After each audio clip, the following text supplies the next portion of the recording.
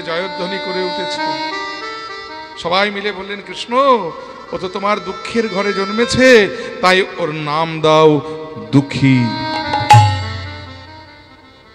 নামকরণ হয়ে গেল।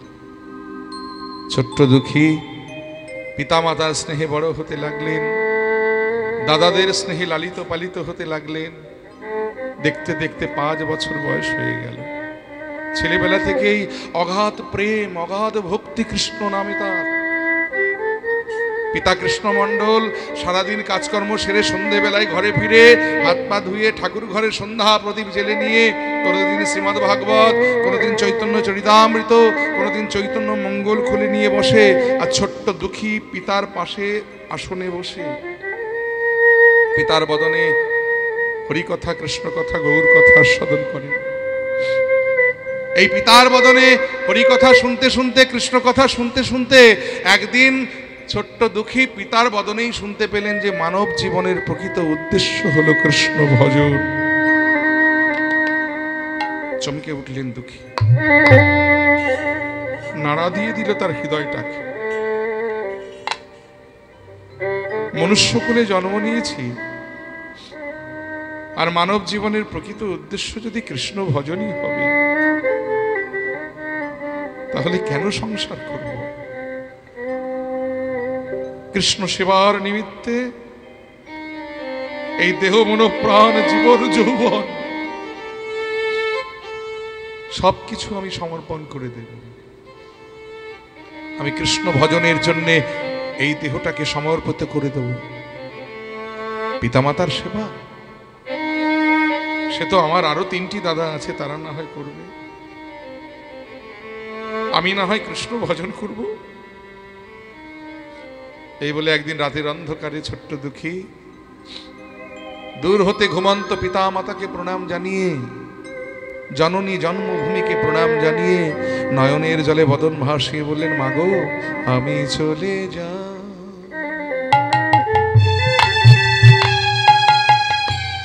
আমি চলে যা,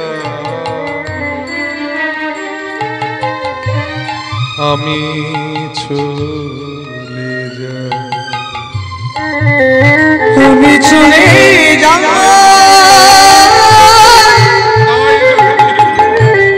আমি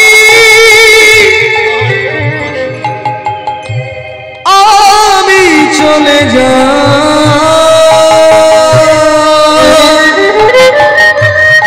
আমি চলে যা,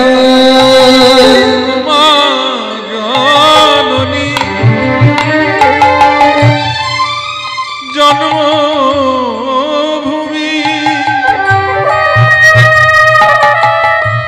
আমায় দাও গোবিদাও,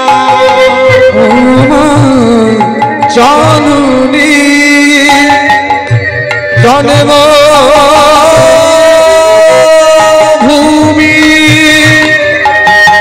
দাও গোবিদাও, জননী জন্মভূমি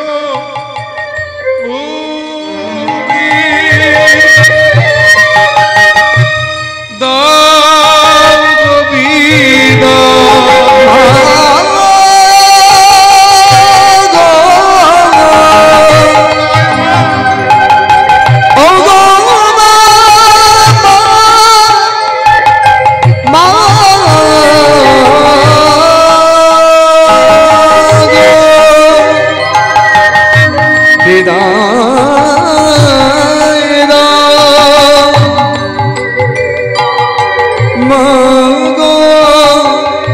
আমি চলে যা, আমি চলে যা, আমি চলে যা, জননী জন্মভূমি জন্মভূমি সরকার গড়ির সীমা, স্বর্গদূপী গড়ির সীমা, না না, এই জননী জন্মভূমির মায়া করলে আমার আর চলবে না। আমি যে কৃষ্ণ ভজন করবার জন্য এসেছি, তাই দেহটা আমি কৃষ্ণ ভজনে সমর্পণ করে দেব। এই বলে রাতের অন্ধকারে ঘুমন্ত পিতামাতাকে প্রণাম জানিয়ে, জননী জন্মভূমিকে প্রণাম জানিয়ে, ওই দুঃখী, ওই ছোট্ট দুঃখী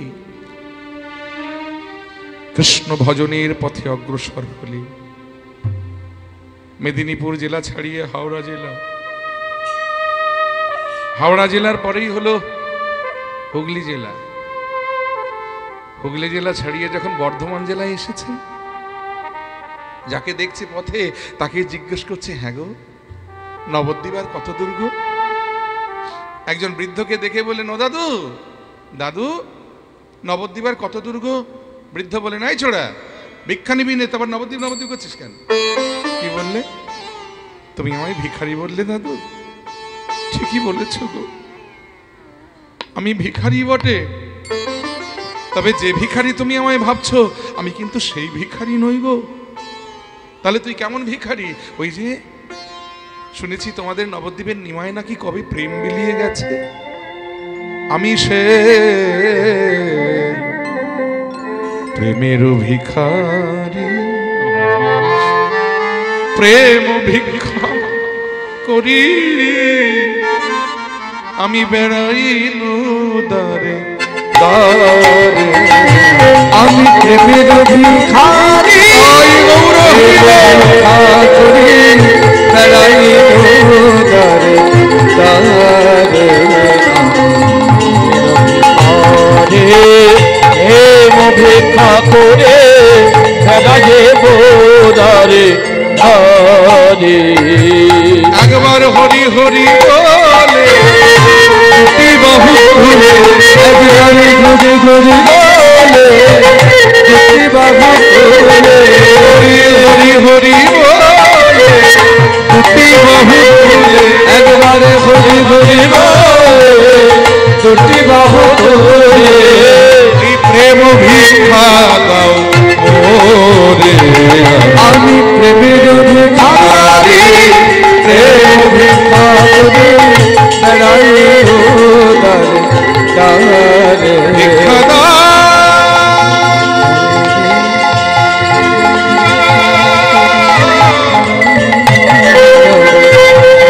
ভিক্ষা দাও,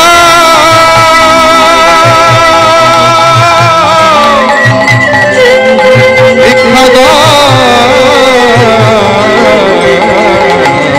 প্রেমের ভিখারি, প্রেম ভিক্ষা করে বেড়াই দারে দারে। হৃদয় চৈতন্য প্রভু কি জয়। হৃদয় চৈতন্য প্রভু কি জয়। হৃদয় চৈতন্য প্রভু কি। জয়। বর্ধমান জেলার কালনাতে এসে হৃদয় চৈতন্য প্রভুর চরণে আছাড় খেয়ে পড়লেন ছোট্ট দুঃখী। কে বাবা তুমি? আগে আমার নাম দুঃখী মণ্ডল। কোথা থেকে আসছো তুমি? সেই মেদিনীপুর জেলার দারেন্দা গ্রাম থেকে আসছি গুরুদেব। তুমি একা এসেছো?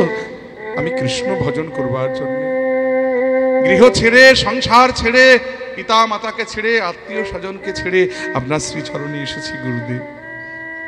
আপনি আমায় কৃষ্ণ ভজনে দীক্ষা দিন। ও, তুমি দীক্ষা নেবে বলে এসেছো দুঃখী?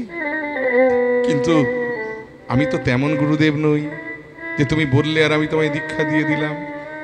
তুমি কৃষ্ণ ভজনের উপযুক্ত কিনা আগে প্রমাণ দাও, কারণ কৃষ্ণ ভজন অত মুখের কথা নয়। অনেক ধৈর্যের পরীক্ষা দিয়ে কৃষ্ণ ভজনে অধিকার পেতে হয় বাবা। কৃষ্ণ ভজন তো মুখের কথা নয়। সে কেমন হয়েছে জানেন? এক ব্যক্তি গুরুর কাছে দীক্ষা নিতে গেছে। গুরুদেব বললেন, বাবা অত সহজে দীক্ষা হবে না, তুমি কৃষ্ণ ভজনের উপযুক্ত কিনা আগে প্রমাণ দাও। বলে কি করতে হবে? এই নাও মাটির কলসি, এই কলসি করে প্রত্যেকদিন গঙ্গা থেকে জল এনে এই আশ্রমে কৃষ্ণের ফুলের বাগান আর তুলসীর বাগানে ঢালবে। আমি যেদিন বুঝবো যে তোমার হৃদয় ভূমিটি উর্বর হয়েছে, আমি সেদিন নিজেই তোমার হৃদয় ভূমিতে কৃষ্ণ ভজনের বীজ বপন করে দেব। একদিন, দুদিন, 3 দিন, 4 দিন, 1 মাস, 2 মাস, 3 মাস, 4 মাস, 6 মাস অতিবাহিত হয়ে গেল, কিন্তু গুরুদেবের কৃপা হচ্ছে না। ভদ্রলোক চিন্তা করেন, রে বাবা এলাম দীক্ষা নিতে, গুরুদেব 6 মাস ধরে মাথায় করে শুধু জল বইয়ে যাচ্ছে, না এ আমার দ্বারাই হবে না, আমার বাড়ি ফিরে যাওয়াটাই ভালো, অতএব এত ধৈর্য আমার নেই।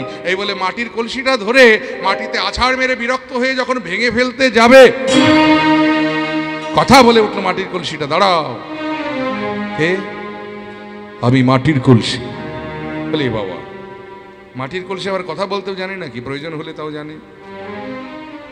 কি ব্যাপার, তুমি আমার সঙ্গে কথা বলছো আর আমাকে থামিয়ে দিলে কেন? বলে দেখো, ধৈর্য তোমার নেই, সেটা তোমার ব্যাপার, কিন্তু আমায় কেন বঞ্চিত করছো? এই অধিকার তোমায় কে দিয়েছে? কত ধৈর্যের পরীক্ষা দিয়ে আমি কৃষ্ণ ভজনে অধিকার পেয়েছি, কৃষ্ণ সেবায় অধিকার পেয়েছি, তুমি জানো? আর তুমি আমাকে এই কৃষ্ণ ভজন হতে বঞ্চিত করছো। তোমায় এই অধিকার কে দিয়েছে? এই স্পর্ধা কে দিয়েছে? শুনবে নাকি তাহলে আমার ধৈর্যের ইতিহাস? শোনো, আমি প্রথম জীবনে মাটির কলসি ছিলাম না, আমি ছিলাম একটা জমিতে মাটি রূপে। চাষি ভাই আমার ওপরে লাঙলের ফাল দিয়ে আমাকে চষে ফালা ফালা করে আমার মধ্যে ফসল ফলাতো, আর সমস্ত দুঃখ কষ্ট সহ্য করে সেই যন্ত্রণা ভোগ করে আমি সোনার ফসল প্রত্যেক বছর চাষি ভাইকে উপহার দিয়ে যেতাম। একদিন এক কুমোর বেটা একটা ঝুড়ি আর কোদাল নিয়ে এলো, জান, কোদাল দিয়ে আমায় কেটে কেটে ঝুড়িতে ভরে বাড়িতে নিয়ে গেল। আর বাড়ি নিয়ে গিয়ে রোদের মধ্যে উঠানের মধ্যে ঢেলে দুপুরবেলা আমার ওপরে জল দিয়ে 2 পা দিয়ে আচ্ছা করে আমাকে মারাতে লাগলো। খুব কষ্ট হয়েছিল সেদিন, জানো, কাকে বলবো দুঃখের কথা। খুব কষ্ট হয়েছিল, মনে হয়েছিল কুমোর বেটার হৃদয়ে দয়া মায়া বলে কিচ্ছু নাই রে বাবা। দুপুরবেলা রোদের মধ্যে একে রোদ এরকম, তারপরে আবার আমার উপরে জল ঢেলে 2 পা দিয়ে আচ্ছা করে আমাকে মারাচ্ছে, তার প্রাণে দয়া মায়া বলে কিচ্ছু নাই। কিন্তু পরে বুঝেছিলাম আসলে আমাকে কষ্ট দেবার জন্য নয়, আমার ভিতরে যে কাকর শিকড় বাকর নোংরা আবর্জনা ছিল না, আসলে সেইগুলো বেছে পরিষ্কার করবার জন্য কুমোর ভাই জল ঢেলে আমার উপরে 2 পা দিয়ে মারিয়ে আমাকে নির্মল এবং পবিত্র করে দিয়েছিল। আমি পবিত্র হয়ে গেলাম। তারপরে কি করলো জানো? আমাকে একটা গোল কাদার তাল বানিয়ে দিল। হরিবল। ভাবলাম যাক, বোধহয় আমার দুঃখ ঘুচলো। ও বাবা, এরপরে দেখি আরো কঠিন পরীক্ষা বাকি। এরপরে কি করলো জানো? ওই তার গোল কাঠের চাকাটার উপরে আমায় বসিয়ে দিল, একটা লাঠি দিয়ে চাকাটা বনবন করে ঘোরাতে লাগলো। চাকাটা বনবন করে ঘুরছে, আমিও চাকাটার সঙ্গে বনবন বনবন করে ঘুরছি। ঘুরতে ঘুরতে ঘুরতে ঘুরতে চারিদিক যখন অন্ধকার দেখছি, ওই কুমোর ভাই তার 2টি হাতের 2টি আঙুলের নিপুণ কায়দায়, হা গো, কি জানি কি জাদু আছে গো তার আঙুলে। 2টি হাতের জাদুতে আমাকে কি সুন্দর একটা মাটির কলসি বানিয়ে দিল। জানো, আমি ভাবলাম বোধহয় আমার দুঃখ ঘুচল। দেখি আরো কঠিন দুঃখ আমার কপালে লেখা। এরপরে কি করলো জানো? উঠানের মধ্যে রোদের মধ্যে আমায় শুকোতে দিল। টান টান রোদে আমি শুকোচ্ছি, আর ওই কুমোর বেটা ঘরে শুয়ে শুয়ে পাখার বাতাস খাচ্ছে। রাগ কার না হয় বলো? কিন্তু কাকে বলবো দুঃখের কথা? সহ্য করছি। ভাবলাম ধৈর্য ধরি, দেখি যদি কপালে কখনো সুখ কিছু লেখা থাকে। রোদে পুড়ে পুড়ে পুড়ে পুড়ে যখন আমি শক্ত হয়ে গেলাম, এরপরে দেখি আরো কঠিন পরীক্ষা বাকি।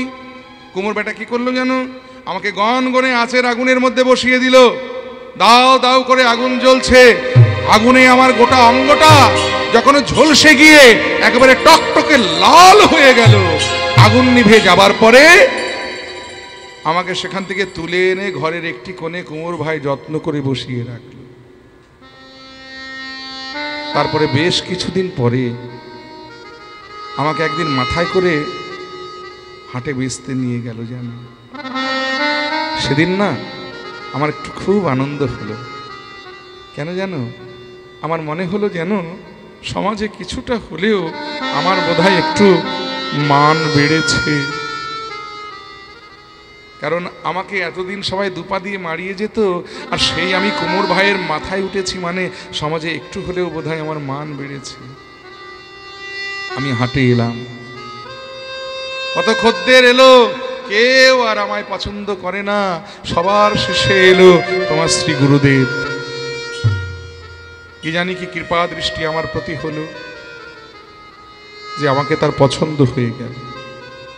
পছন্দ হবার পরেও দেখি পরীক্ষা দিতে হবে। এরপরে গুরুদেব কি করলো জানো, আমায় বাঁ হাত দিয়ে তুলে নিয়ে ডান হাত দিয়ে কষে কয়েকটা চড় মারল।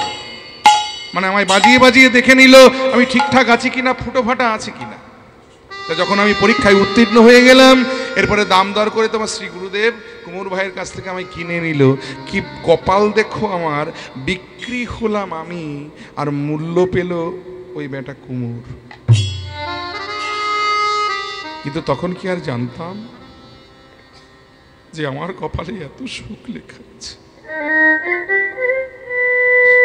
তোমার শ্রী গুরুদেব এবারে যত্ন করে আমায় আশ্রমে নিয়ে এলো, আর আশ্রমে এনে আমায় কৃষ্ণ সেবার অধিকার দিল। নিতাই গৌর হরি বল। আমি কৃষ্ণ সেবায় অধিকার পেলাম। আমাতে করে জল ভরি তো প্রত্যেক দিন কৃষ্ণের ফুলের বাগান, তুলসীর বাগানে ঢালা হয়। আমি কৃষ্ণ সেবায় অধিকার পেয়ে গেলাম। তাহলে বুঝতে পারছো কত ধৈর্যের পরীক্ষা দিয়ে কৃষ্ণ সেবায় অধিকার পেয়েছি, আর তুমি এক নিমেষে আমায় সেই কৃষ্ণ সেবা হতে বঞ্চিত করে দিচ্ছ। হ্যাঁ, তোমার ধৈর্য নেই, তুমি বাড়ি ফিরে যাও, আমায় কেন বঞ্চিত করছো? এত মুখের কথা নয় কৃষ্ণ ভজন। তাই দুঃখী, কৃষ্ণ ভজন তো মুখের কথা নয় বাবা। তুমি ঘর ছেড়ে সংসার ছেড়ে এসেছো বটে, তবে কৃষ্ণ ভজনের উপযুক্ত কিনা পরীক্ষা দাও। কি করতে হবে গুরুদেব আমায়? বলে এই নাও, আমিও তোমায় দিলাম মাটির কলসি।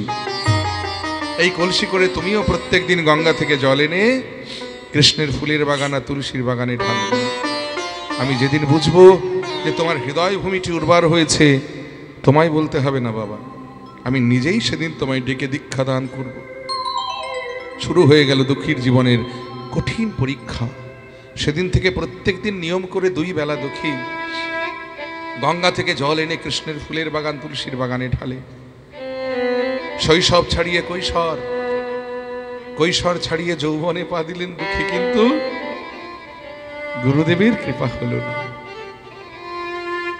আর এই প্রত্যেক দিন নিয়ম করে একই জায়গায় ভেজা কলসি মাথায় বইতে বইতে দুঃখীর মাথায় হয়ে গেল তীব্র ঘা।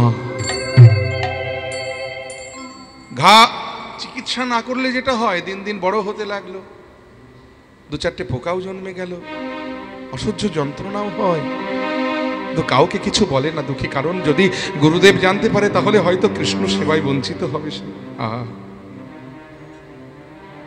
কিন্তু ধীরে ধীরে ঘাটা যখন সারা মাথা ছড়িয়ে গেল, দুঃখী চিন্তা করলেন না এবারে তো গুরুদেব জেনে ফেলবে। তাই সেদিন জল আনতে যাবার সময় দুঃখী একটা ওড়না দিয়ে মাথায় একটা পাগড়ি বেঁধে নিয়েছে, গুরুদেব যাতে না দেখতে পায় সেই জন্য। আর গুরুদেব হৃদয় চৈতন্য প্রভু দূর থেকে দুঃখীর মাথায় পাগড়ি বাঁধা দেখে চিৎকার করে বলে, দুঃখী, এত সুখে কৃষ্ণ ভজন হয় না, মাথায় করে জল বইতে তোর কষ্ট হয় বলে মাথায় পাগড়ি বেঁধে নিয়েছিস, খোল পাগড়ি। গুরুদেব, গুরুদেব, আপনি দয়া করে আমার মাথার পাগড়িটা খুলতে বলবেন না। আজই আমার মুখে মুখে তর্ক করিস, খোল পাগড়ি। গুরুদেব, খুলবি না পাগড়ি? তুই যদি নিজে না খুলিস আমি নিজের হাতে তোর মাথার পাগড়ি খুলে দেব। এই বলে হৃদয় চৈতন্য প্রভু ছুটে গিয়ে দুঃখীর মাথার পাগড়িটা ধরে এক টানে যেমনই খুলে দিয়েছে,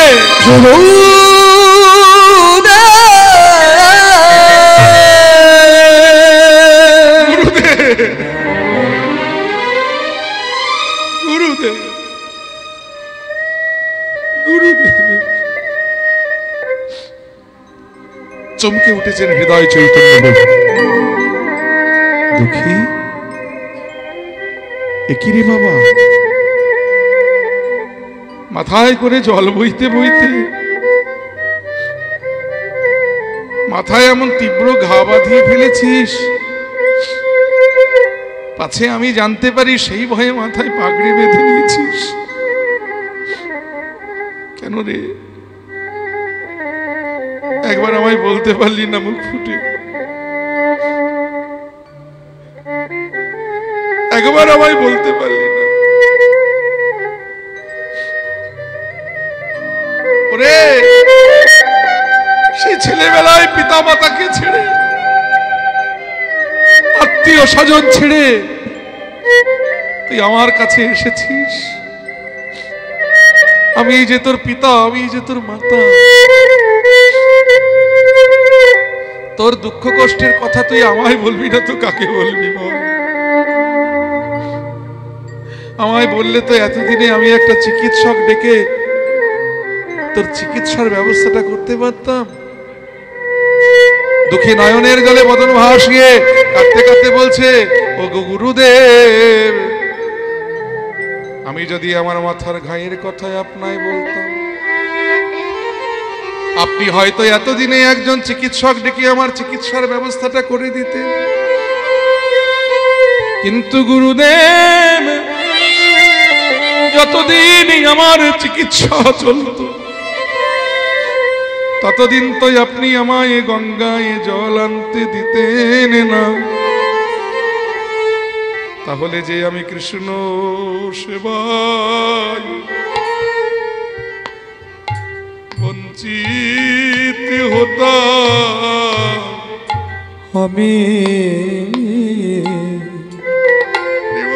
আমি কৃষ্ণ সেবা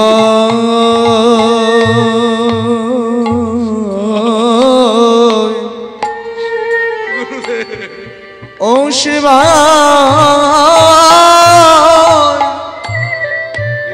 বঞ্চিত হতাম।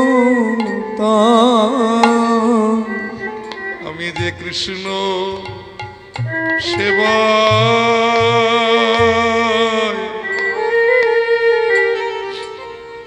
কৃষ্ণ সেবায় বঞ্চিত হতাম। হবে কৃষ্ণ সেবা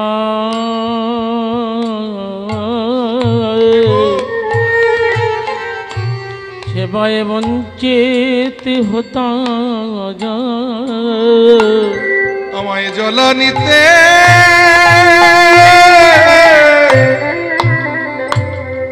জ্বলানিতে নিষেধ কইলে আমি যে কৃষ্ণ সেবায় বঞ্চিত হতাম।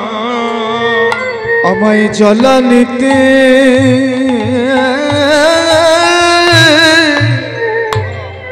জ্বলানিতে নিষেধ কইরে আমি যে কৃষ্ণ সেবায় বঞ্চিত হতাম। আমায় জ্বলানিতে জ্বলানিতে নিষেধ ওগো গুরুদেব, ছেলেবেলায় পিতার বদনে শুনেছি মানব জীবনের প্রকৃত উদ্দেশ্য হলো কৃষ্ণ ভজন। কৃষ্ণ ভজন, তাই কৃষ্ণ ভজন করব বলে আমি সকলে ছেড়ে আপনার শ্রীচরণে এসেছি। আপনি আমায় কৃষ্ণ সেবার অধিকার দেন গো। আপনি কৃষ্ণ সেবায়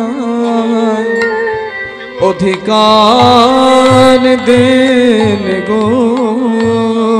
আপনার শ্রীচরণে শ্রীচরণে মিনতি করি আমি যেন কৃষ্ণ বলে কাঁদতে আপনার শ্রীচরণে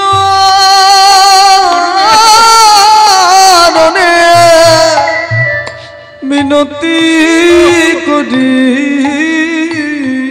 যেন কৃষ্ণ বলে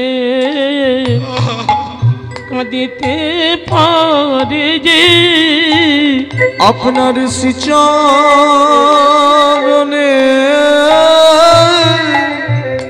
বিনতি করি আমি যেন কৃষ্ণ বলে কাঁদিতে পারি। আপনার শ্রীচরণে বিনতি করি আমি যেন কৃষ্ণ বলে কাঁদিতে পারি। শ্রীচরণে মিনতি করি যেন আমি কৃষ্ণ বলে কাঁদিতে পারি। আপনার শ্রীচরণে মিনতি করি কৃষ্ণ বলে কাঁদিতে পারে শ্রীচরণে বিনতি করি কৃষ্ণ বলে কাঁদিতে পারে। আপনি কৃষ্ণ সেবা অধিকার দেন গো। হৃদয় চৈতন্য প্রভু বললেন, দুঃখী রে, তুই তো কৃষ্ণ ভক্তি নিয়েই জন্মেছিস বাবা, আমি তোকে নতুন করে কি দীক্ষা দেব বল। যা বাবা যা, গঙ্গা থেকে স্নান করে আয়, আমি আজই তোকে দীক্ষা দান করব।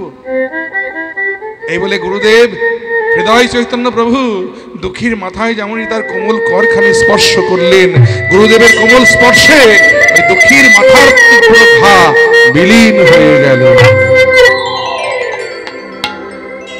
দুঃখী গঙ্গা থেকে স্নান করে এলেন, গুরুদেবের বাম দিকে বসে কৃষ্ণ মন্ত্রে দীক্ষা গ্রহণ করলেন। গুরুদেব হৃদয় চৈতন্য প্রভু দুঃখীর কর্ণে কৃষ্ণ নাম দিয়ে বলেন, দুঃখী রে, তুই এতদিন দুঃখী ছিলি, আজ থেকে আমি তোর কর্ণে দিলাম কৃষ্ণ নাম। আজ থেকে তুই হলি কৃষ্ণের দাস, তাই আমি তোর নাম দিলাম কৃষ্ণ দাস। বাবরে, এখানে আর তোর কোনো কাজ নাই, চলে যা বৃন্দাবনে। বৃন্দাবনে গিয়ে জীব গোস্বামীর চরণে আত্মসমর্পণ করে তার চরণ দুটো আশ্রয় করে তার কাছ থেকে কৃষ্ণ সেবার অধিকারটা চেয়ে নি। যা, বৃন্দাবনে চলে যা। কৃষ্ণদাস গুরুদেবের শ্রীচরণে প্রণাম জানিয়ে তিনি চলেছেন এবার বৃন্দাবনের উদ্দেশ্যে। চলুন আমরাও যাই, তবে দেহ নিয়ে নয়, আমরা মন নিয়ে যাব। আমরা সবাই মিলে বলবো, একেবারে চলে রে আমার মন, আমার মন চল রে সেই যমুনা পুলিনে যেথা শ্রীধাম বৃন্দাবন। একেবারে চলে রে, একেবারে চলে রে আমার যমুনা পুলিনে যেথা শ্রীধাম বৃন্দাবন। ওরে আমার মন চলে বৃন্দাবন, ওরে আমার মন চলে বৃন্দাবন, ওরে আমার মন চলে বৃন্দাবন, মন বৃন্দাবন চলে রে আমার যমুনা পুলিনে যেথা শ্রীধামে বৃন্দাবন। একেবারে চলে রে, একেবারে চলে রে আমার যমুনা পুলিনে যেথা শ্রীধাম বৃন্দাবন। যেথায় আছে শ্যাম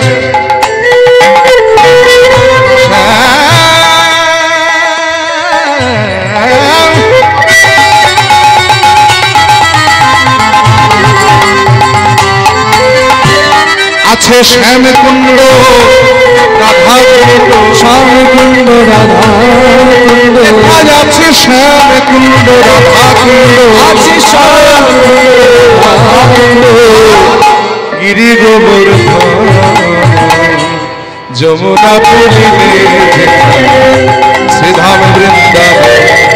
একেবারে চলে রে, একেবারে চলে রে আমার যমুনা পুলিনে যেথা শ্রীধাম বৃন্দাবন। ওরে ওরে সেথা যাবে প্রাণ জুড়াবে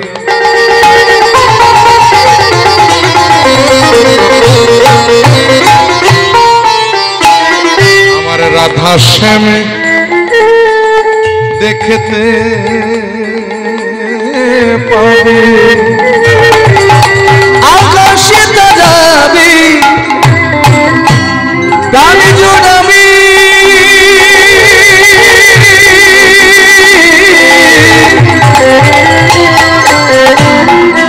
রাধা শ্যাম দেখতে পাবে দেখিবি কদম তলা কদম তলায় কদম তলায় দাঁড়ায় আছে আমার মদন কদম তলায় দাঁড়ায় আছে দেখবি কদম তলায় দাঁড়ায় আছে আমার মদন কদম তলায় দাঁড়ায় আছে মদন সেই যমুনা পড়িলে শ্রীধাম বৃন্দাবন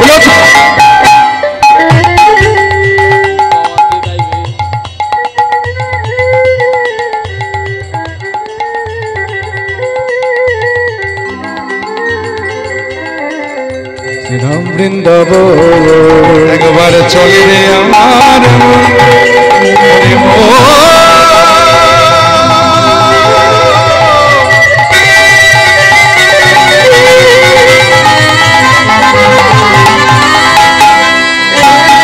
ওরে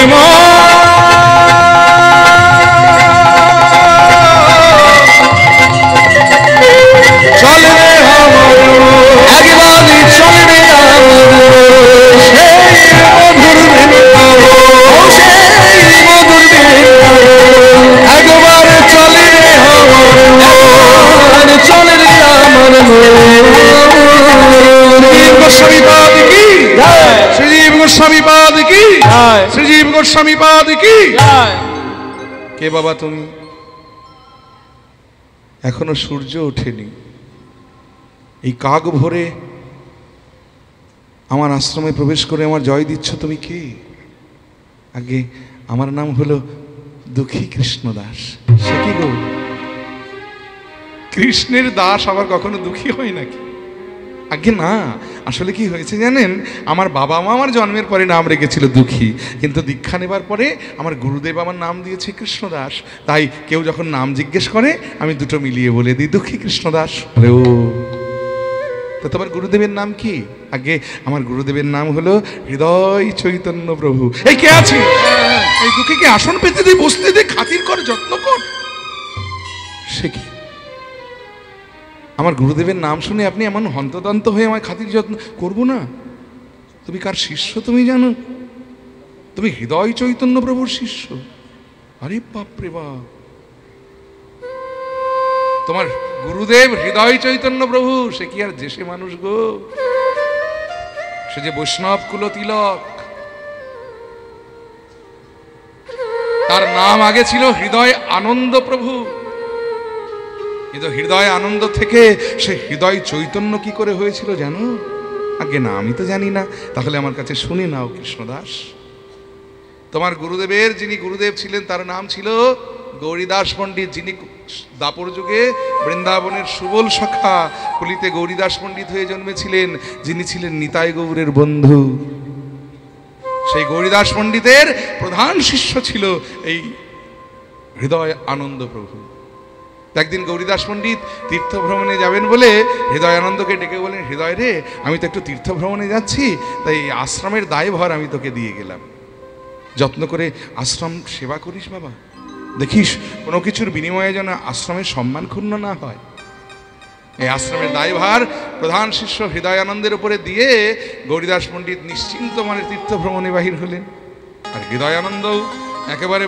বুক দিয়ে আগলে রেখেছেন আশ্রমকে কিন্তু দেখতে দেখতে বছর ঘুরে যাচ্ছে গুরুদেব ফিরছে না এদিকে তিথি এসে উপস্থিত বাৎসরিক তিথি উৎসব হয় প্রত্যেক বছর এবছর হবে না গুরুদেব নেই বলে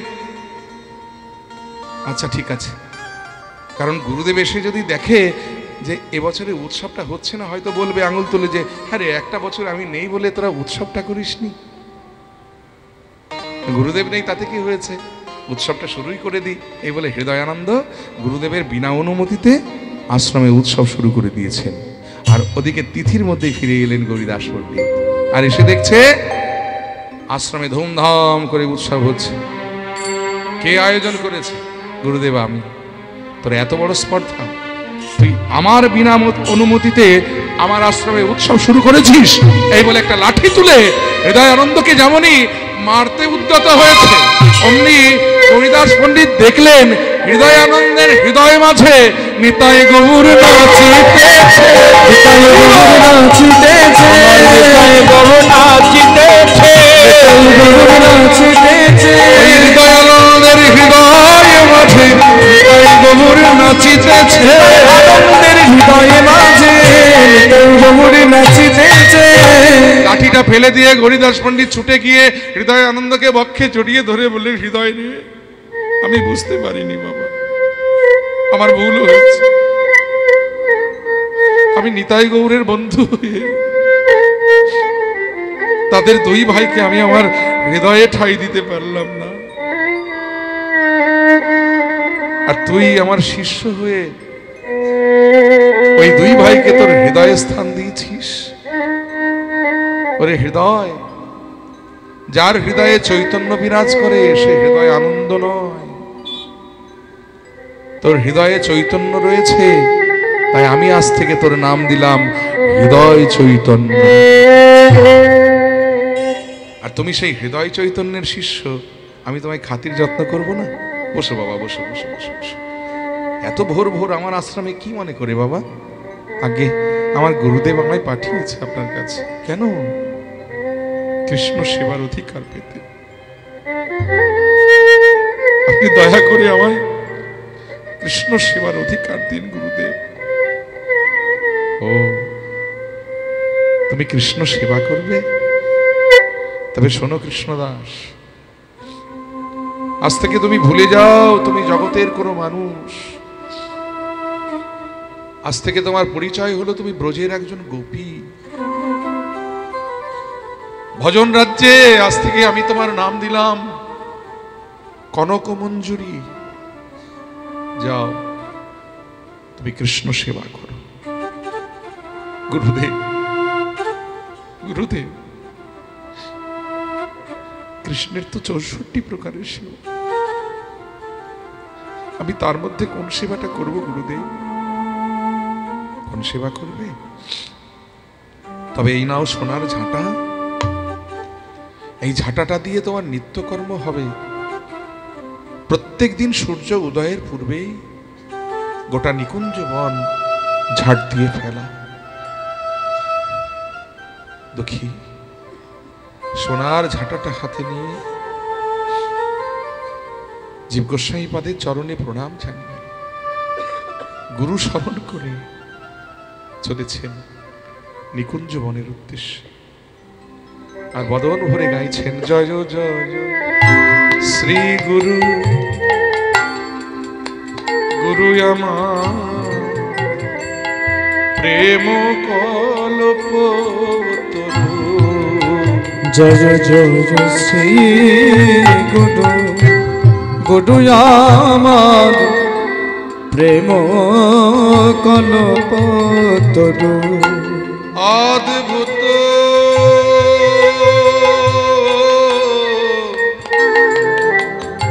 যা কো প্রকাশ, অদ্ভুত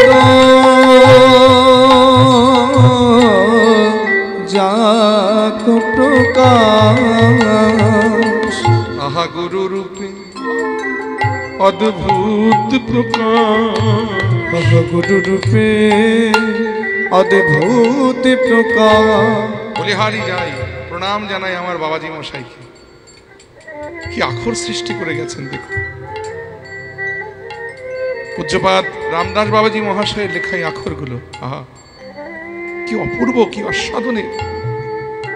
গুরু রূপে অদ্ভুত প্রকাশ, গুরু রূপে অদ্ভুত প্রকাশ। আমার অদ্বয় ব্রহ্ম শ্রী নন্দনন্দনে গুরু রূপে অদ্ভুত প্রকাশ।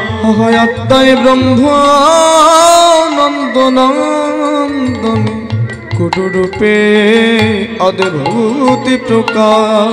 আমার অদ্বয় ব্রহ্ম শ্রী নন্দনন্দনের গুরু রূপে অদ্ভুত প্রকাশ।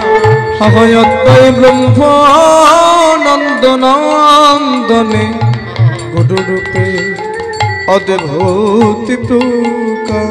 একবার প্রাণ ভরে জয় দাও, একবারে প্রাণ ভরে জয় দাও আমার পরম দয়াল শ্রী গুরুদেবের প্রাণ ভরে জয় দাও।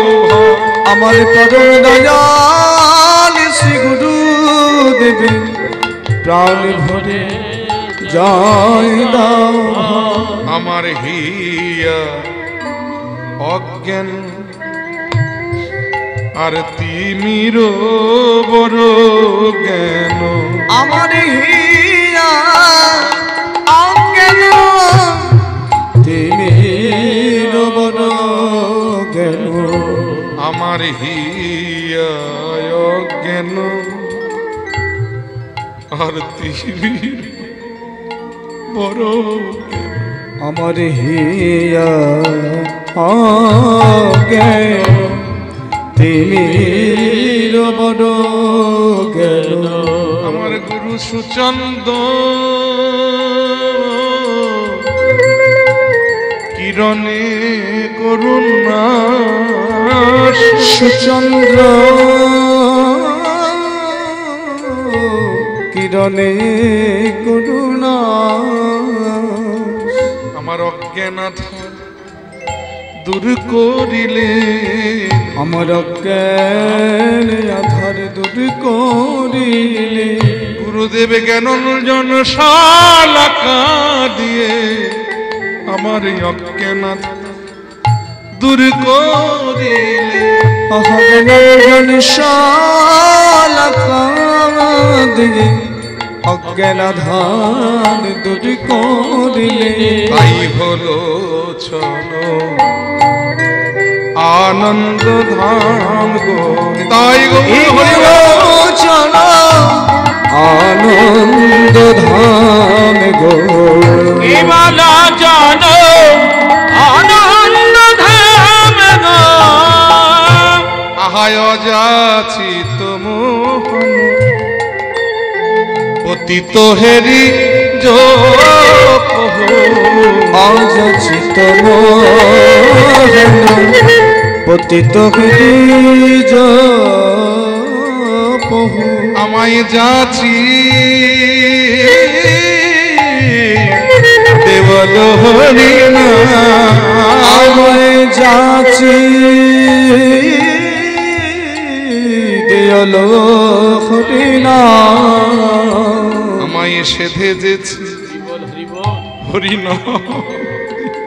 আমায় সেধে যেছে হরি নাম দিলে। আমি অযোগ্য জানিয়া মোরে সেধে যেছি হরিনাম দিলে। আমি অযোগ্য জানিলাম রে সেধে যেছে হরি নাম দিলে। আমি দূরমতি অগতি সতত যশতে মতি। আমি দূরমতি অগতি সতত যশতে মতি। আমি দূরমতি অগতি আমার সতত অসতে মতি। দূরমতি অগতি সতত যশতে মতি। আমার নাহি সুকৃতির বলে আমার নাহি সুকৃতির অবলে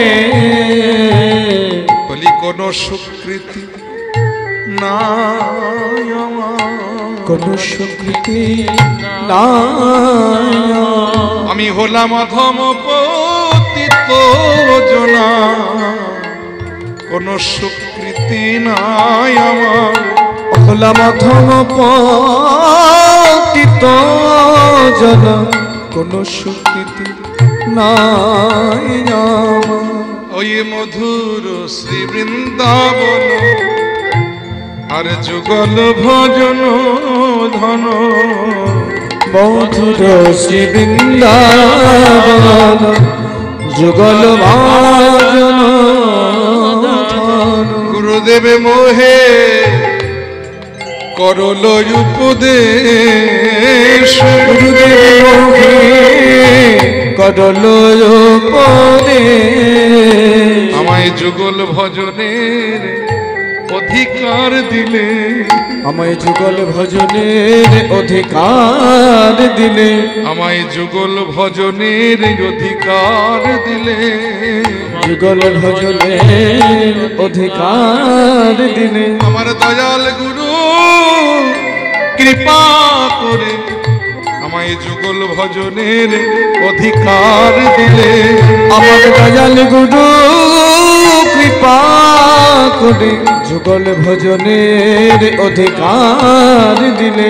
এই কথা বলতে বলতে কৃষ্ণদাস নিকুঞ্জ মন্দিরে, নিকুঞ্জ ভবনে এসে উপস্থিত, নিকুঞ্জ বনে এসে উপস্থিত। আর এসে সোনার ঝাঁটাটা হাতে নিয়ে বলতে, সোনার ঝাঁটা রে, আজই আমি বড় ভাগ্যবান, আমি কৃষ্ণ সেবায় অধিকার পেয়েছি। তাই সোনার ঝাঁটা রে, আমি কৃষ্ণ সেবার কিবা জানি, তুই নিজ গুণে কৃপা করে যেন কৃষ্ণ সেবায় লাগিস। এই বলে কৃষ্ণদাস সেই সোনার ঝাঁটাটা নিয়ে নিকুঞ্জ বনে ঝাড় দিচ্ছি আর বদন ভরে গাইছে, ওই জয় রাধা শ্যাম জয় জয় গিরিধারী। উলধ্বনি জয় রাধা শ্যাম জয় জয় গিরিধারী।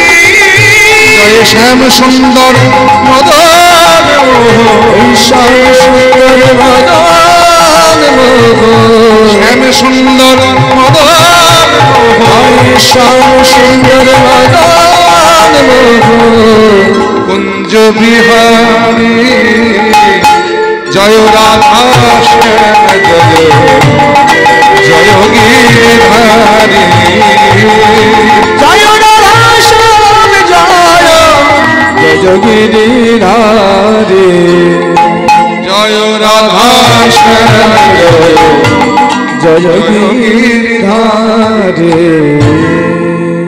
কি গো ওখানে ওটা পড়ে এই যে চকচক করছে? চমকে উঠলেন কৃষ্ণদাস। নিকুঞ্জবনে ঝাড় দিতে দিতে কৃষ্ণদাস লেখ দেখলেন ওই নিকুঞ্জবনে ধোলার ওপরে একটা সোনার নুপুর পড়ে আছে, তাতে আবার হিরে জহরত মণি মাণিক্য খচিত করা, ঝলমল ঝলমল করছে। কৃষ্ণদাস মনে মনে ভাবলেন, আহা গো, কার চরণের নুপুর খুলে পড়ে গেছে, এক কাজ করি, কুড়িয়ে কাছে রেখে দিই, আশ্রমে ফিরে গিয়ে গুরুদেবকে দিয়ে দেবো, যার নুপুর সে প্রমাণ দিয়ে নিয়ে যাবে। এই বলে কৃষ্ণদাস যেমন এই নুপুরটা কুড়োবেন বলে নুপুরটা স্পর্শ করেছে, চমকে উঠেছে কৃষ্ণদাস। কারণ নুপুরটা স্পর্শ করা মাত্র কৃষ্ণদাসের সর্বশরীরে যেন বিদ্যুৎ খেলা করে গেল, সঙ্গে সঙ্গে অষ্টসাত্ত্বিক ভাবের উদয় হয়ে গেল। কৃষ্ণদাস মনে মনে চিন্তা করলেন, এই নুপুর তো যার তার নুপুর নয়। তাই সযত্নে নুপুরটা কুড়িয়ে কৃষ্ণদাস আঁচলের খুঁটে বেঁধে বক্ষের বসনের নিচে লুকিয়ে রেখে ওই ঝাঁটা হাতে নিয়ে আবার নিকুঞ্জবনে ঝাড় দিচ্ছে আর বদন ভরে গাইছে, জয় রাধা শ্যাম জয় জয় গিরিধারী। জয় রাধা শ্যাম জয় জয় গিরিধারী। জয় রাধা শ্যাম জয়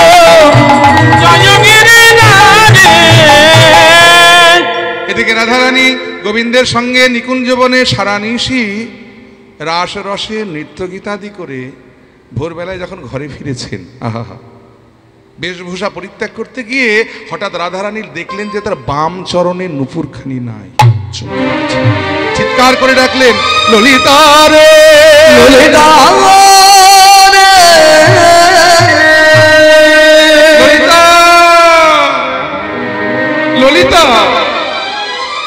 কি হলো রাধারানী, ডাকছিস কেন? এই দেখ না, আমার বাম চরণের নুপুরটা যেন কোথায় পড়ে গেছে রে। এই তুই রাজার মেয়ে, একটা নুপুর সামনে রাখতে পারিস না? আহা, কেন বকছিস ললিতা? পড়ে গেছে খুলে কোথায়? আমার মনে হয় হয় নিকুঞ্জ বনে, নইলে ব্রজের পথে হয়তো আসার সময় পড়ে গেছে। জানা ললিতা, একবার খুঁজে নিয়ে আয় না। তোর মাথাটা তো ঠিক আছে? তাই রাজা, মাথাটা তো ঠিক আছে? আমি এখন নুপুর খুঁজতে যাব, আমি এখন নুপুর খুঁজতে যাই আর ব্রজবাসীরা পথে দেখে আমায় চিনে ফেলুক। আহা হা ললিতা, তুই ওরকম করে কেন বলছিস? তুই কি ললিতা হয়ে যাবি নাকি? তুই তো যাবি ব্রজের একজন সামান্য নারী হয়ে। না, তোকে নিয়ে আর পারি না রে বাবা। বারে বারে সমস্যার সৃষ্টি করবি তুই, আর সমাধান করে দিতে হবে আমাদেরকে। ঠিক আছে, তুই যখন এত করে বলছিস, যাই দেখি পাওয়া যায় কিনা। এই বলে রাধারানী সঙ্গে সঙ্গে রাধারানীর কাছ থেকে বিদায় নিয়ে ললিতা ওই রাধারানীর আজ্ঞা পাইয়া আমার ললিতা চলিলা ধাইয়া, রাধারানীর আজ্ঞা পাইয়া ললিতা চলিলা ধাইয়া, রাধারানীর আজ্ঞা পাইয়া।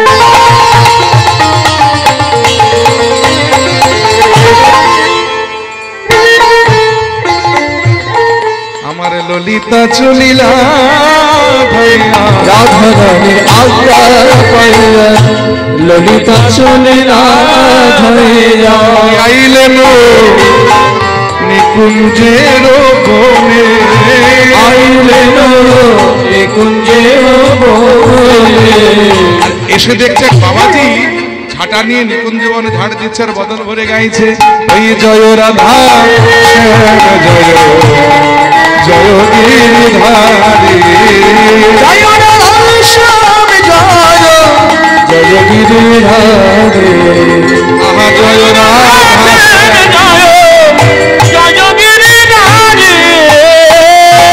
বাবাজি।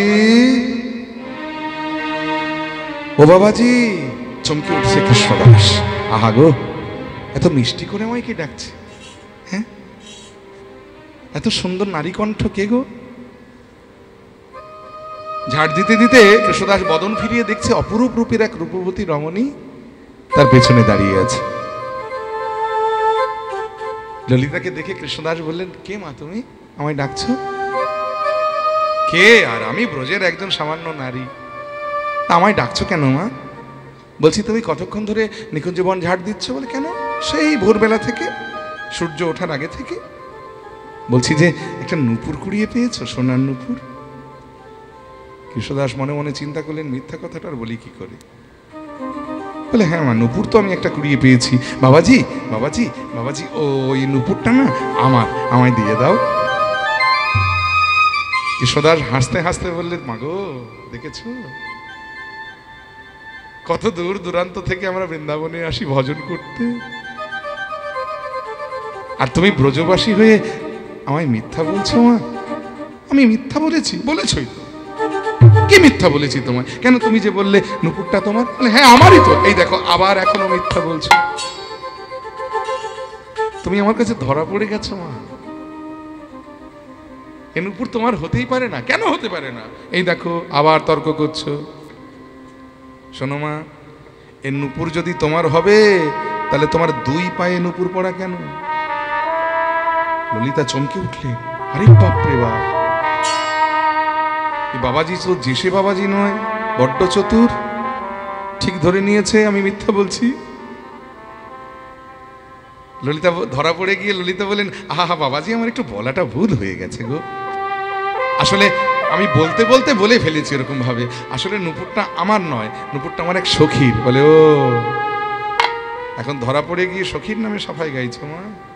আচ্ছা বেশ, নুপুর যদি তোমার সখীর হয়, তাহলে তোমার যে সখীর নুপুর, তুমি তাকে সঙ্গে করে নিয়ে এসো, নইলে নুপুর তো আমি তোমায় দেব না। হরি বল। ললিতা মনে মনে বললেন, বাবাজি তুমি জানো না তুমি কাকে আসতে বলছো, কারণ এই নুপুরটা যার, সে তো অন্য কেউ নয় গো,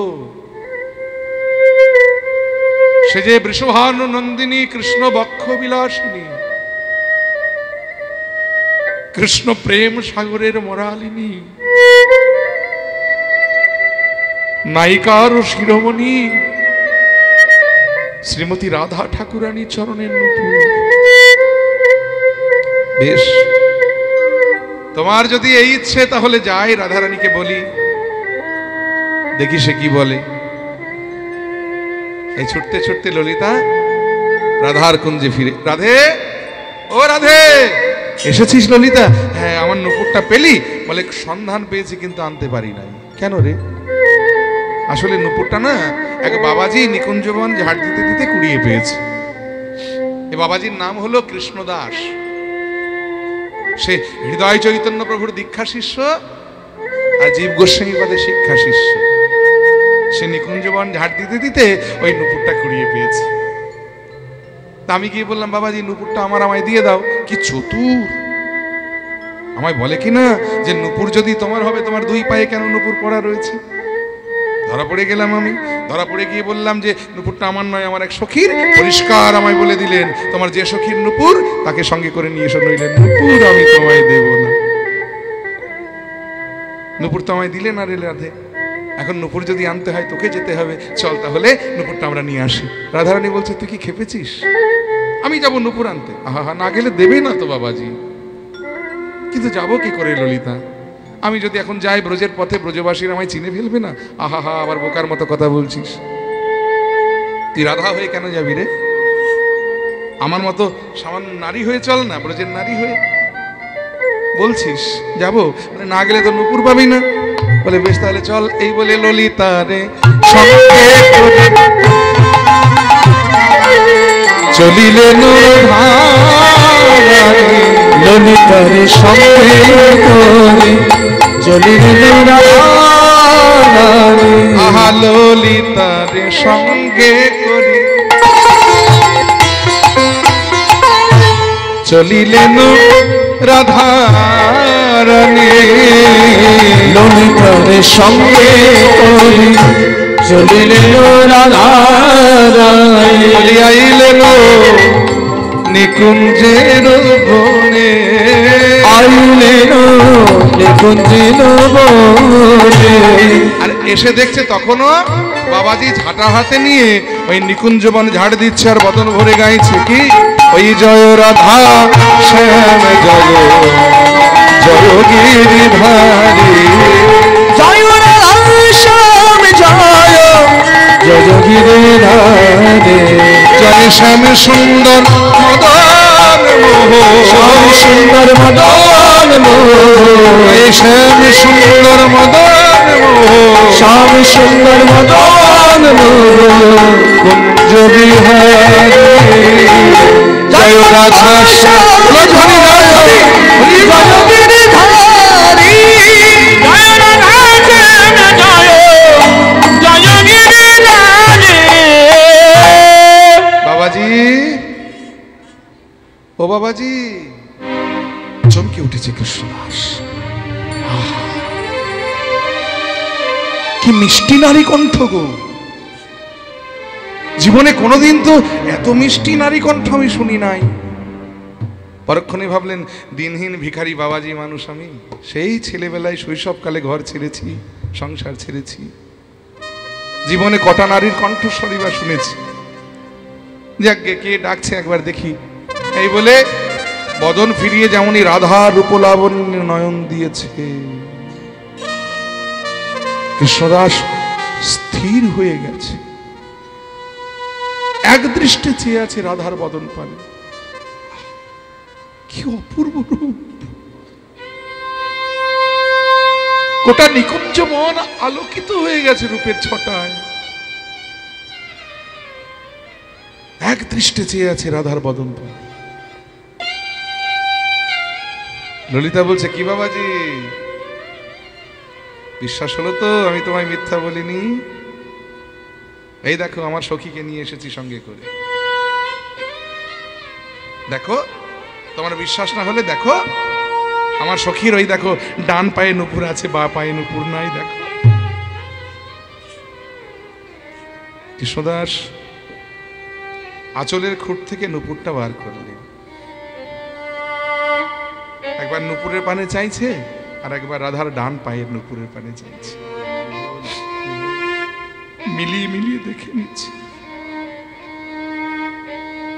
দেখছে এটাও যেমন ওটাও তেমন। ললিতা হাসতে হাসতে বললে, কি বাবাজি, এবার বিশ্বাস হলো তো আমি তোমায় মিথ্যা বলিনি?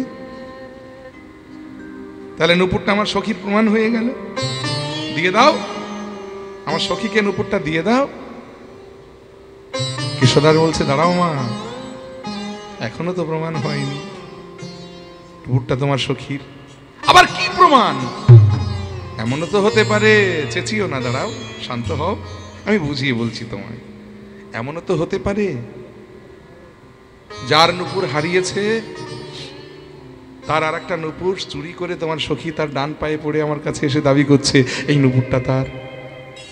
তাহলে আর কি করে তোমায় প্রমাণ দেব? বলে, আছে, উপায় আছে। দেখো মা, সেই ভোরবেলা থেকে গোটা নিকুঞ্জবন আমি ঝাড় দিয়ে ফেলেছি, শুধু একটা জায়গা দিইনি, বাকি আছে। কোন জায়গা জানো? যেখানে এই নুপুরটা আমি কুড়িয়ে পেয়েছি সেই জায়গাটা আমি এখনো ঝাড় দিইনি। কেন জানো? কারণ যার চরণের নুপুর তার চরণ চিহ্ন ওই ধুলার মধ্যে পড়ে আছে। তুমি একটা কাজ করো, তোমার সখীকে বলো তার বাম চরণটি আমার পানে তুলে ধরতে। যদি ওই চরণ চিহ্নের সঙ্গে তোমার সখীর চরণের তলার চিহ্নগুলো মিলে যায়, আমি কথা দিচ্ছি নুপুরটা তোমার সখীকে দিয়ে দেব। রাধারানী ললিতার পানে চেয়ে বলছে, ললিতা বলে কি রে বাবাজি, আমার চরণের তলা দেখতে চাইছে। ললিতা বলছে, কিছু করার নেই রে রাধে, এ বাবাজি যেসে বাবাজি নয় রে, বড্ড নাছড় বাঁধা। এর চরণের তলা না দেখালে নুপুর তুই পাবি না। দিয়ে দে, দেখিয়ে দে, দেখিয়ে দে। বলছিস? আরে হ্যাঁ রে বাবা, দেখিয়ে দে না, কি আসে যায় তাতে। রাধারানী অগত্যা বাম চরণখানি যেমনই তুলে ধরেছে, কৃষ্ণদাস একবার ধুলায় পড়ে থাকা চরণ চিহ্নের পানে, আর একবার রাধারানীর বাম চরণের তলার চিহ্নগুলোর পানে মিলিয়ে মিলিয়ে দেখছে যেখানে যে চিহ্ন সেখানে সেই চিহ্ন আছে কিনা। যখন মিলে গেল সমস্ত চিহ্নের সঙ্গে সঙ্গে কৃষ্ণদাস রাধারানীর সম্মুখে করজোড়ে হাঁটু গেড়ে বসে নয়নের জলে বদন ভাসিয়ে বলছে, রাধে গো, আর তুমি আমার কাছে লুকাইয়ে থাকতে পারবে না, আমি তোমায় চিনতে পেরেছি। এলেই যদি কৃপা করি আমার সম্মুখে, তাহলে দেখাও তোমার স্বরূপ, দেখাও। ওগো রাধে গো,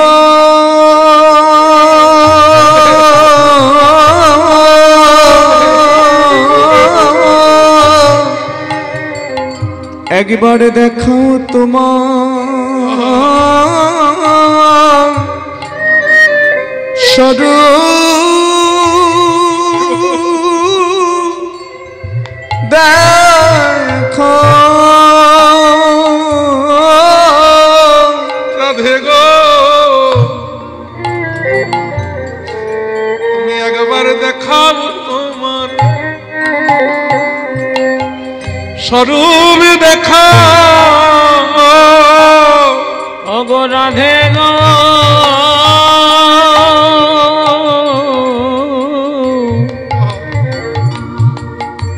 একবার দেখাও তোমার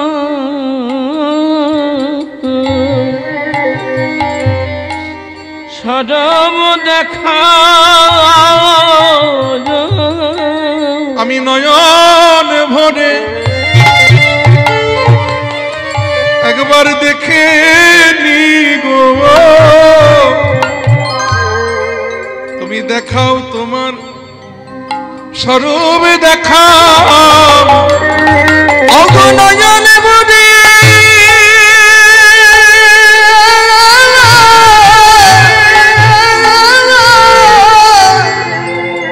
অগনাতে গো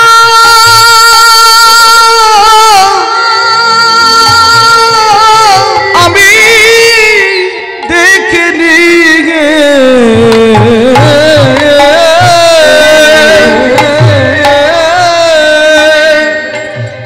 একবারে দেখাও তোমার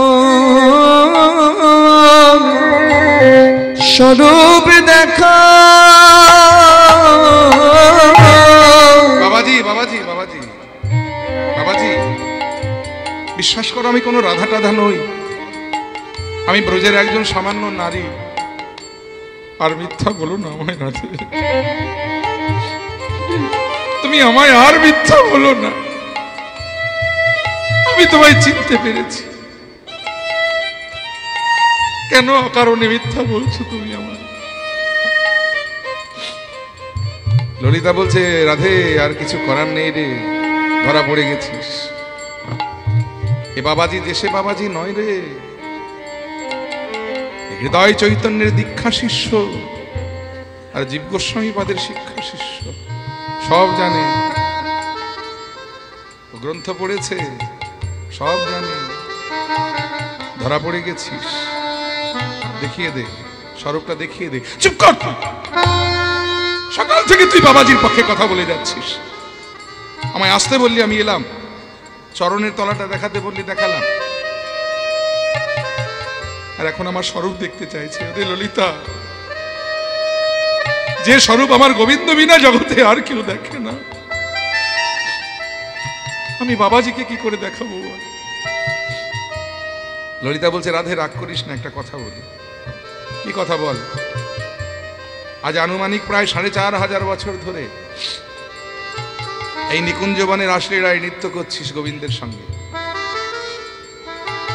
কোনদিন তোর চরণের নুপুরটা খুলে পড়লো না আর আজকে খুলে পড়লো কেন কি ভেবেছিস আমরা খুব বোকা কিচ্ছু বুঝি না আমরা কি বুঝেছিস তুই আবার আমার মুখ দিয়ে শুনবি তাহলে বলি শোন ওই কৃষ্ণ দাসকে কৃপা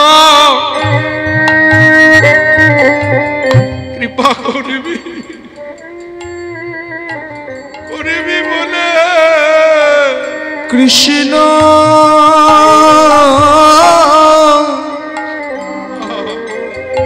দাসকে কৃপা করবি বলে ওই কৃষ্ণ দাসকে কৃপা করবি কৃষ্ণ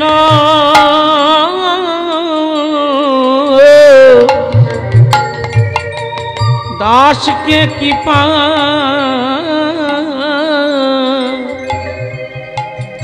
কৃপা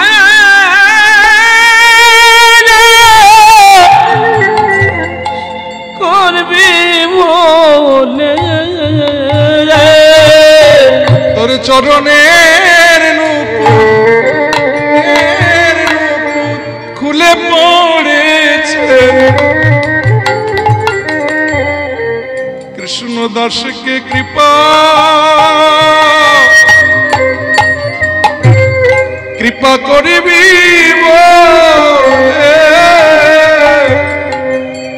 গো চরণের নূপুর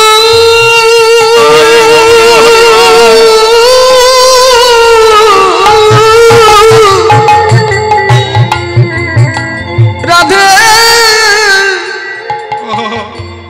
খুলে পড়েছে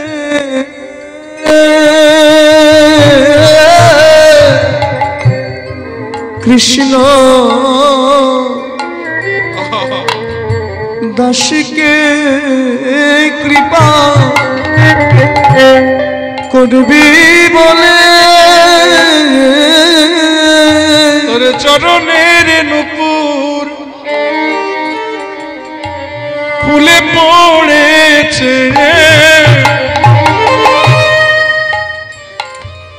ওই কৃষ্ণ দাসকে কৃপা করবি বলে তোর চরণের নবে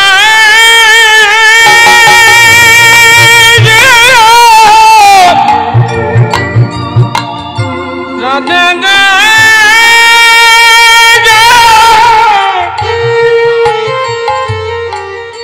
ফুলে পড়েছে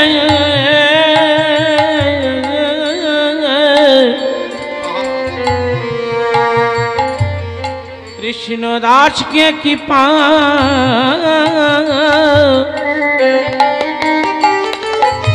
করবে বলে। তুই ঠিকই বলেছিস রে ললিতা, আমি কৃষ্ণ দাসের মতো কৃষ্ণ ভক্তকে কৃপা না করে থাকতে পারি? যে কৃষ্ণদাস আমার কৃষ্ণ সেবার জন্য মাথায় করে জল বইতে বইতে মাথায় তীব্র ঘা বাঁধিয়ে ফেলে, আছে গুরুদেব জানতে পারবে কৃষ্ণ সেবায় বঞ্চিত হবে, তার জন্য মাথায় পাগড়ি বেঁধে নেয়, কাউকে কিছু জানতে দেয় না। সেই কৃষ্ণদাসের মতো কৃষ্ণ ভক্তকে আমি কৃপা না করে থাকতে পারি? কৃষ্ণদাস, তুমি আমার স্বরূপ দেখতে চাও? তাহলে যে নয়নটা আগে শুদ্ধ করতে হবে। যে নয়নে জগতে জীবকে দেখছো, বিশ্ব ব্রহ্মাণ্ড দেখছো, সেই নয়ন দিয়ে তো আমার রূপ দেখা যায় না কৃষ্ণদাস। নয়নটাকে শুদ্ধ করতে হবে তোমার। তুমি নয়ন মুদে আমার কাছে এসো। এই বলে কৃষ্ণদাস নয়ন মুদে যেমনই রাধারানীর সম্মুখে গেছে, রাধারানী তার কোমল করখানি কৃষ্ণদাসের নয়নের উপরে আলতো করে যেমনই স্পর্শ করে দিয়েছে, দিয়ে বললে কৃষ্ণদাস এবার নয়ন মিলে ছাও, তবেই তুমি আমার স্বরূপটা দেখতে পাবে। কৃষ্ণদাস যেমনই নয়ন মেলে চেয়েছে রাধার পানে, অমনি দেখলেন তপ্ত কাঞ্চন গৌরাঙ্গী রাধে বৃন্দাবনেশ্বরী শোভানু সুতং দেবী নমামি হরি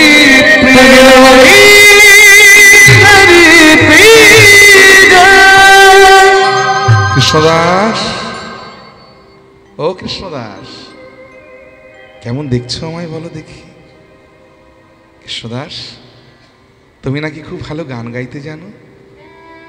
আমায় যে রূপে দেখছো, এই রূপে দেখে এই রূপের বর্ণনা দিয়ে আমায় একটা গান শোনাবে কৃষ্ণদাস?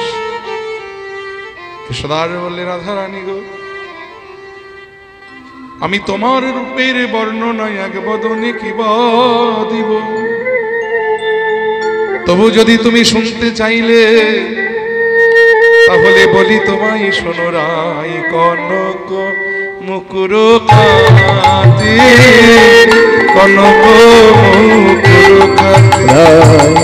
কনক মুকুর কাতি, কনক মুকুর কাতি। আহা কনক মুকুর, কনক মুকুর। কনক মানে হলো সোনা, মুকুর মানে আয়না। রাধারানীর মুখমণ্ডলটা কেমন না সোনার আয়নার মতো। পরক্ষণে বলছে না না না, আমি ভুল বলে ফেললাম, কারণ আমি কনক মুকুর কিসে কনক মুকুর কিসে আমার রাই মুখলা বন্য আগে, কনক মুকুর কিসে আমার রাই মুখলা বন্য আগে, কনক মুকুর কিসে শ্যাম বিলাসে সুন্দর তনু, শ্যাম বিলাসে সুন্দর তনু, সাজয়ে কতেক ভাতি গো, সাজয়ে কতেক ভাতি। আহা নীল বসন রতন ভূষণ, নীল বসন রতন ভূষণ, যেন জল দে দামিনী সাজে, জল দে দামিনী সাজে। আবার চাচর কেশের বিচিত্র সেবেনি চাচর কৃষ্ণ বিচিত্র সেবেনি দেখো দুলিছে হিয়ার মাঝে গো তুলেছে কি আলো মাঝে রাধার বেনি নয় যেন ফণি দুলিছে বলি নয় যেন বলি দুলিছে ওই স্বর্ণ সুর মেরু শিখর মাঝে বেনি নয় যেন ফণি দুলিছে মেরু শিখর মাঝে বেনি নয় যেন বলি দুলিছে সিথাই সিঁদুর নয়নে কাজর সীতাই সিঁদুর নয়নে কাজর তাহে চন্দনের লেখা তাহে চন্দনের রেখা যেন নব জলধর অরুণের করে নব জলধর অরুণের কোলে ওই নবীন চাঁদের দেখা কি অপূর্ব বর্ণনা দেখেছে না বলছে সিথাই সিঁদুর নয়নে কাজর তাহে চন্দনের লেখা রাধারানীর ললাটটা যদি একটা আকাশ হয় তাহলে একসঙ্গে আকাশে যেন নব জলধর অরুণের করে নবীন চাঁদের দেখা মানে একসঙ্গে যেন চাঁদ সূর্য আর মেঘ উদয় হয়ে গেছে এখানে কাজলকে মেঘের সঙ্গে আর সিঁদুরকে সূর্যের সঙ্গে আর চন্দনকে চাঁদের সঙ্গে তুলনা করছেন পদকর্তা হরিবল আর এই এত সুন্দর বর্ণনা শুনে গোবিন্দ মনে মনে চিন্তা করছেন বৃন্দাবনে কে এমন এলো রে আমার রাধারূপের এত সুন্দর বর্ণনা করছেন একবার তাকে দেখে আসি এই বলে ভগবান এক পায়ে দু পায়ে নিকুঞ্জবনে এসে উপস্থিত আর যেমনই গোবিন্দ আমার নিকুঞ্জবনে এসেছেন রাধারানী তার প্রাণনাথকে দেখতে পেয়ে সঙ্গে সঙ্গে অমনি রসের আবেশে গমন মন্থর বেশি গমন মন্থর হেলি ঢুলি চলি যায় হেলি ঢুলি চলে যায় যেন রাজহংসী যিনি চলে রাজহংসে যে চলে কৃষ্ণ হৃদি সাগরের মোরালি নিরায় রাজহংসী যিনি চলে কৃষ্ণ হৃদি সাগরে মরালে নিরায় রাজহংসে জেনে চলে আবার আধৈ উড়নি ঈশত হাসনি আধৈ উড়নে ঈশত হাসনে বঙ্কিম নয়নে চায় রাধারানী বলছে রে কৃষ্ণদাস তুই আমার রূপের বর্ণনা দিয়ে আমার শ্যামের মনে আনন্দ দিয়েছিস তাই আজ থেকে আমি তোর নাম দিলাম শ্যামানন্দ এখন শ্যামানন্দ ভনে নিকুঞ্জ মন্দিরে শ্যামানন্দ ভনে নিকুঞ্জ মন্দিরে কল্পতরুর মূলে আছে কল্পতরুর মূলে আহা হাসি হাসি গিয়া বৈঠল ধ্বনি হাসি হাসি গিয়া বৈঠল ধ্বনি আমার পরানো নাথের কোলে গো পরানো নাথের কোলে শ্যাম কোলে ধ্বনি বৈঠল রে রাধারানী বললেন যে শ্যামানন্দ তুই আমার চরণের নুপুর কুড়িয়ে পেয়েছিস তার একটা প্রমাণ থাকবে না এই বলে ওই নুপুরখানি দিয়ে শ্যামানন্দের ললাটে একটা তিলক অঙ্কন করে দিলেন যার নাম হলো নুপুর তিলক রাধারানীর হাতে এবার নুপুরটা দিতে যাবেন এমন সময় ললিতা হাতটা চেপে ধরেছে এই কৃষ্ণদাস কি বোকারে তুই রাধার চরণের নুপুর কুড়িয়ে পেলি আর সেই নুপুরটা হাতে হাতে দিবি তাহলে চরণে নুপুর পরায়ে দে না চরণে নুপুর পরায়ে দে না রাধার সোনার পায়ে সোনার নুপুর কৃষ্ণদাস বলছে রাধারানী গো আমি জানি রাধারানীর চরণে নুপুর কুড়িয়ে পেয়েছি নুপুর চরণেই পড়াতে হয় কিন্তু রাধে ললিতা গো আমি গ্রন্থে পড়েছি রাধার চরণে নুপুর পড়াতে গেলে চরণটা যেখানে রাখতে হয় সেটা হলো একটা সোনার বেদি আমি দিনহীন ভিখারি বাবাজি মানুষ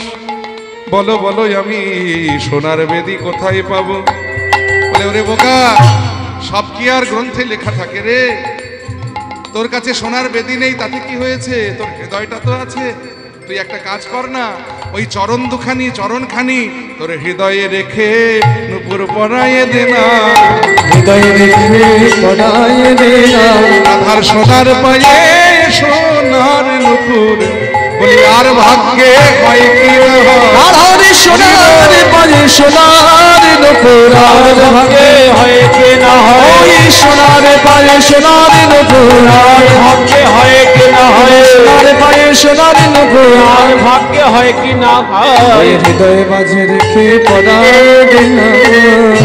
বল এই বলে রাধার চরণে নুপুরখানি নিজের হাতে শ্যামানন্দ পরিয়ে দিলেন। আমার গোবিন্দ বললেন, রে শ্যামানন্দ, আর বিলম্ব করিস না, অনেক বেলা হয়েছে, এবার আমাদের বিদায় দে। যায়নি তাই দল তো এসে গেছে। আপনারা শুনবেন কীর্তনের পরে সুরজিৎ বসু, আমার খুব স্নেহাশিস, আমার খুব স্নেহের ভাইও, অনেক ছোট সময় থেকে, মানে ও যখন কীর্তন শুরু করেছে তখন থেকে আমার সঙ্গে একটা বিরাট হৃদ্রতা, খুব ভালো সম্পর্ক। আমাকে দাদা বলে ডাকে, আমিও খুব স্নেহ করি ওকে। ওর বাড়িতে কীর্তন উৎসব হয়, আমার যাওয়ার সৌভাগ্য হয় ওর বাড়িতে কীর্তন গাইতে, এবং আমার বাড়িতেও অনেকবার কীর্তন গেয়েছে।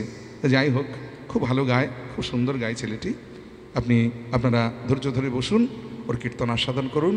খুব ভাবপ্রেম দিয়ে কীর্তন পরিবেশন করে, এটা সত্যি খুব, আজকের দিনে কীর্তনে ভাব প্রয়োগ এ তো প্রায় খুব একটা দেখা যায় না, তবু ওর মধ্যে সেই ভাবের একটা আবেশ কীর্তনের মধ্যে পাওয়া যায়। আপনারা মন দিয়ে শ্রবণ করুন। হ্যাঁ, ভজন দল এসে গেছে, তো পালা শেষ করছি না, আমি এখানে মিলন করে রাখছি, আবার বলে ভজন শোনাতে, চিন্তা করো। হ্যাঁ,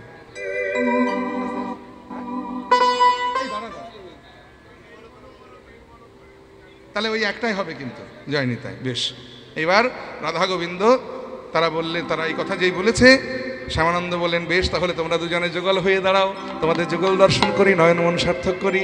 এবার শ্যামের বামে দাঁড়াইল নবীনা কিশোরী, শ্যামের বামে দাঁড়াইল নবীনা কিশোরী, সখীগণ মাগে রাঙা চরণ মাধুরী, সখীগণ মাগে রাঙা চরণ মাধুরী। আমার রাধা গোবিন্দ হইল যুগল, গোবিন্দ হইল যুগল, ধ্বনি করে ভক্ত সকল বদন ভরে বাহু তুলে, ধ্বনি করে ভক্ত সকল তুলে, ধ্বনি করে ভক্ত সকল। রাধে রাধে গোবিন্দ বলো। আস্তে আস্তে একটা গান শুনতে চাইলেন, আপনারা উঠে যাচ্ছেন, তাহলে কাকে গাইবো কি করে? গান যদি হয় তাহলে বসুন, উঠে গেলে গান হবে কি করে? যায়নি তাই। রজনীকান্তের লেখা এই গানটি আমাকে একটু গাইতে অনুরোধ করেছেন, আমি গানটি আপনাদের শোনাচ্ছি। তুমি নির্মল করো মঙ্গল করে মলিন মর্ম মোছায়, তুমি নির্মল করো মঙ্গল করে মলিন মর্ম মোছায়, তব পুণ্য কিরণ দিয়ে যাক মোর মোহ কালিমা ঘোছায়, মলিন মর্ম মোছায়। তুমি নির্মল করো মঙ্গল করে মলিন মর্ম মোছায়, লক্ষ শূন্য লক্ষ বাসনা ছুটিছে গভীর আধারে, কি জানি কখন ডুবে যাবে কোন অকুল গরল পাথারে। লক্ষ শূন্য লক্ষ বাসনা ছুটিছে গভীর আধারে, কি জানি কখন ডুবে যাবে কোন অকুল গরল পাথারে। প্রভু বিশ্ব বিপদ হন্তা, তুমি দাঁড়াও রুধিয়া পন্থা, প্রভু বিশ্ব বিপদ হন্তা, তুমি দাঁড়াও রুধিয়া পন্থা, তব শ্রীচরণ তলে নিয়ে এসো মোর মত্ত বাসনা ঘোছায়ে, মলিন মর্ম মোছায়ে। তুমি নির্মল করো মঙ্গল করে মলিন মর্ম মোছায়, তুমি নির্মল করো মঙ্গল করে মলিন মর্ম মোছায়। ওই যে প্রভু লক্ষ লক্ষ কুবাসনা, দিন রাত আমাকে লক্ষ শূন্য বাসনার পানে নিয়ে চলেছে, ছুটি নিয়ে চলেছে। কিন্তু আমার মনে একটা বিশ্বাস আছে, তুমি বিপদভঞ্জন মধুসূদন। তুমি যদি রুখে দাঁড়াও তাহলে সকল বাধা আমি অতিক্রম করে তোমার শ্রীচরণ তলে আমি ঠাই পাবো প্রভু গো। কারণ আমি জানি তুমি সর্বত্র বিরাজমান। এই যে আছো অনলে অনিলে চির নভনীলে উধার সলিল গহনে, আছো বিটপিলতায় জলদের গায় শশী তারকায় তপনে। একটু কথা না বলে থাকতে পারছি না এখানে। ভগবান বললেন শোনো, এত জোর দিয়ে বলছো আমি সর্বভূতে আছি, তুমি আমায় দেখতে পেয়েছো কোনোদিন? বলে না, তোমায় দেখা কি সম্ভব? যার তার পক্ষে তোমায় দেখা সম্ভব? বললেই কি তোমায় দেখা যায়? তাহলে তোমরা জানলে কি করে আমি এত কিছুর মধ্যে আছি? বলে অনুভব করেছি। বলে কি দিয়ে? বলে আমাদের হৃদয় দিয়ে, আমাদের দেহের প্রত্যেকটি লোমকূপের দ্বারায়, প্রত্যেকটি কোষের দ্বারায় আমি অনুভব করেছি তুমি সর্বভূতে আছো। বলে কি করে? প্রমাণ দাও। অনল মানে আগুন, আগুন ছাড়া আমাদের এক বিন্দু চলে না। আমরা যে খাদ্যটা খেয়ে প্রাণে বেঁচে থেকে তোমার নাম করতে পারি, সেই খাদ্যটা বানাতে গেলে তো আগুনটা প্রয়োজন। তাহলে আগুনের মাধ্যমে পরোক্ষভাবে তুমি আমাদের সুখ দিয়ে প্রাণ বাঁচিয়ে রেখেছো। আমাদের বিশ্বাস হলো যে তুমি আগুনে আছো, তুমি অনিলে আছো, মানে বাতাসে আছো। এক্ষুনি যদি বাতাস না থাকে পৃথিবীতে, আমরা কেউ প্রাণে বাঁচবো না। তাহলে বাতাস দিয়ে প্রাণ বাঁচিয়ে আমাদের সুখ দান করছো, আনন্দ দান করছো।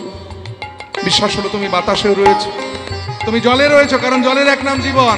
জল না খেলে পৃথিবীর জীব প্রাণে বাঁচে না। তাহলে জল দিয়ে প্রাণ বাঁচিয়ে আমাদের সুখ দিচ্ছ, তুমি জলেও রয়েছো।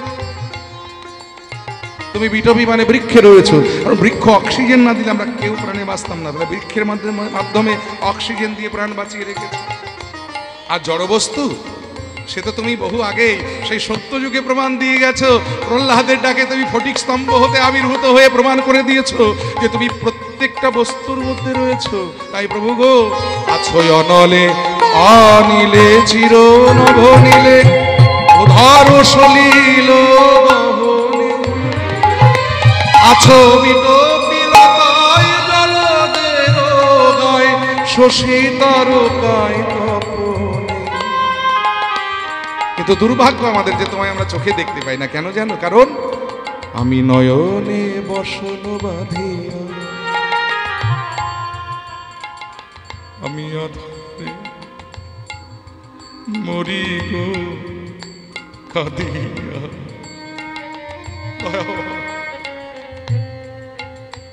আমি নয়নে বসন বাঁধিয়া, আমি আধারে মরি গো কাঁদিয়া।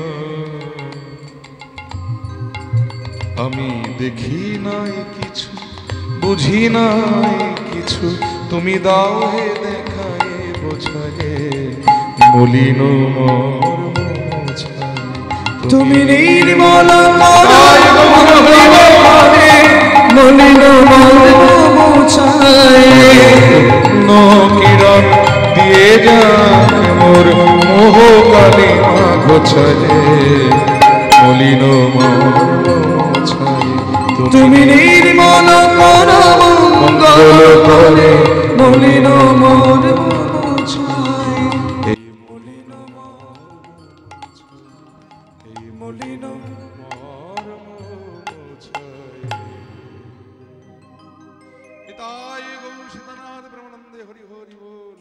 জয় মহাপ্রভু। সবাই খুব ভালো থাকুন, সুস্থ থাকুন, আনন্দে থাকুন, এই প্রার্থনা জানিয়ে আমি আমার কীর্তন শেষ করলাম। পরবর্তী কীর্তন আস্বাদন করুন সুরজিৎ বসুর শ্রীকণ্ঠে। জয় নিতাই। হরে কৃষ্ণ।